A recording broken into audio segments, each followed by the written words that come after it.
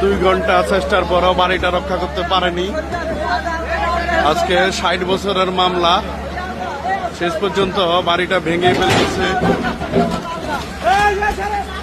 দেখুন, তো চমৎকার একটি বাড়ি, যার বাড়ি ভাঙতেছে উনি আসলে জোরপূর্বক বাড়িতে ছিল না। এই জমি উনি হলো খরিদ্দার, জমি যে বিক্রি করেছে ওই লোকটাই জোর করে আজকে 60 বছর জমি দখলে ছিল, দখল করে সবার কাছে বিক্রি করে দিয়েছে।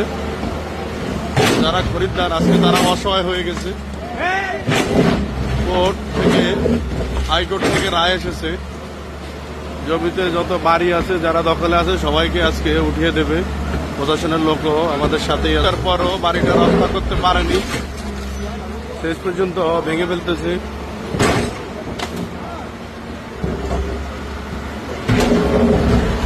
জায়গাটা হলো রায়পুর লক্ষ্মীপুর,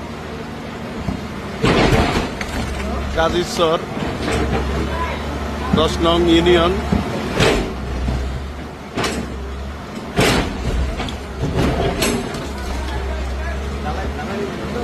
দুঃখ লাগতেছে বাড়ির জন্য।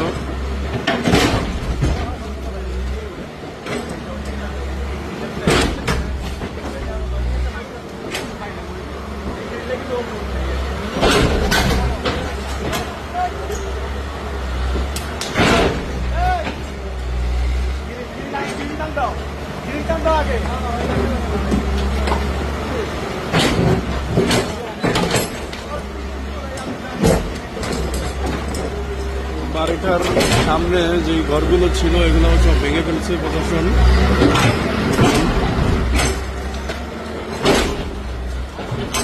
2 ঘন্টা ধরে বিল্ডিং এর না ভাঙা নিয়ে ওরা সমাধান করতে চেয়েছিল, কিন্তু যারা জমির মালিক, আসলি মালিক, দীর্ঘ 60 বছর পর জমি পেয়েছে, ওনারা মানতে রাজি না, সমাধান করতেও রাজি না। ওনাদের কথা হলো সরকার বলছে সব ভেঙে ফেলতে, এই জন্য প্রশাসনের লোক এসে ভেঙে ফেলতেছে। ওনারা লক্ষ্মীপুর জেলা থেকে এসেছে। দেখুন, লক্ষ্মীপুর কবিশ 500 শতক জমির উপরে যত বাড়ি আছে সবই ভাঙতেছে।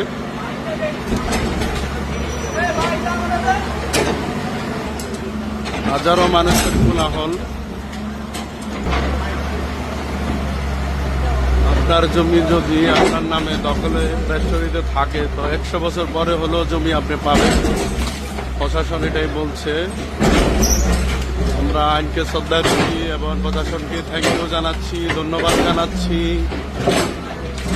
যার জমি হাইকোর্ট থেকে ওনাকে জমি ফেরত দিচ্ছে, এই জন্য আমরা আবারও ধন্যবাদ জানাচ্ছি বাংলাদেশ সরকারকে। লক্ষ্মীপুর জেলা হাইকোর্ট থেকে রায় এসেছে বাড়িটা ভেঙে ফেলার জন্য। যত বাড়ি আছে জমির উপরে, 500 শতক জমির উপরে যত বাড়ি আছে সবই ভেঙে ফেলবে আজকে।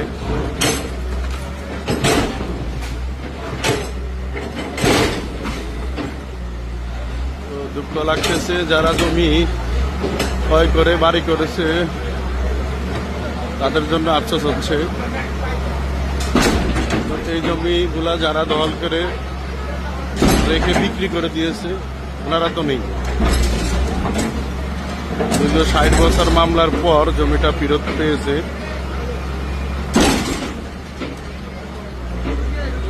যিনি জমির মালিক উনি তো দুনিয়া থেকে চলে গেছে। ওনার ছেলে সন্তান, আত্মীয় স্বজন যারা আছে আজকে ওরা সবাই এখানে।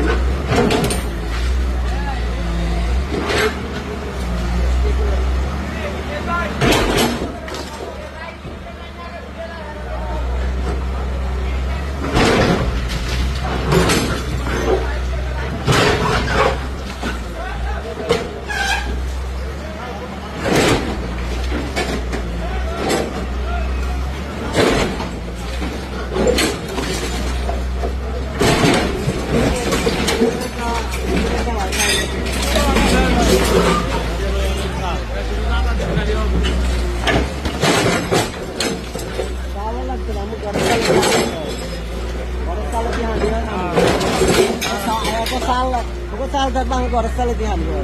Mari kita awak terang, jadi. পুরোটার